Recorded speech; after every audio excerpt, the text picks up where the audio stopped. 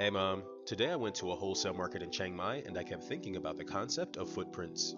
A footprint is the measurable impact left behind by an action, system, or organism. It can be physical, like land cleared for a building, or invisible, like the water used to cool data servers or the fuel burned to ship products across oceans. Standing inside the macro warehouse made that footprint tangible.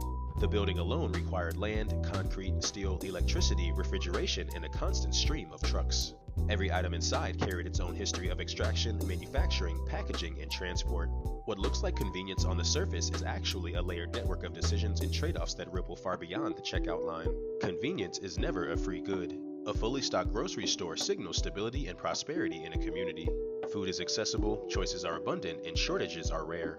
But that level of reliability exists because land was cleared, supply chains were optimized, and energy systems were scaled. The lesson isn't that convenience is wrong. It's that it must be understood as a calculated trade-off. At some point, people weighed whether bulldozing land to build a superstore was worth the benefit of feeding thousands efficiently. That calculation happened whether consciously or implicitly. Walking through the macro made that calculation visible. It forced me to recognize that every time we increase convenience, we increase footprint. The real question becomes whether the output justifies the input. That realization extends beyond groceries. It applies to technology, especially artificial intelligence.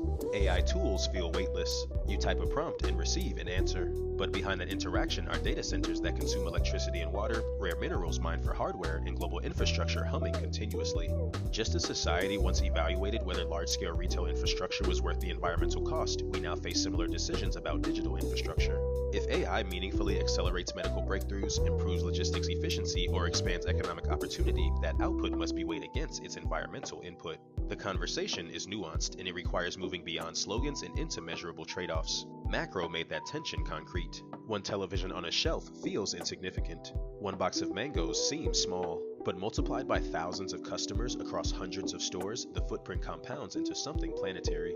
This shifts my perspective to see footprints as systems rather than isolated acts. The real impact isn't in a single purchase, but in the system that enables millions of identical purchases daily. It reframes responsibility and moves the conversation from individual guilt to systemic design. If systems are designed for maximum throughput without regard for regeneration, footprints expand rapidly. If systems are redesigned for efficiency, renewable inputs, and circular flows, footprints can shrink without eliminating prosperity. Footprints are unavoidable. Every organism leaves one. The difference is that humans can measure, debate, and redesign theirs. The challenge isn't eliminating footprints entirely. The challenge is ensuring that the value created justifies the cost imposed, and that as our capabilities grow, so does the depth of our thinking. I ate Japanese rice curry with takoyaki and a green tea for dinner, and that was it for my day. Okay, love you. Bye.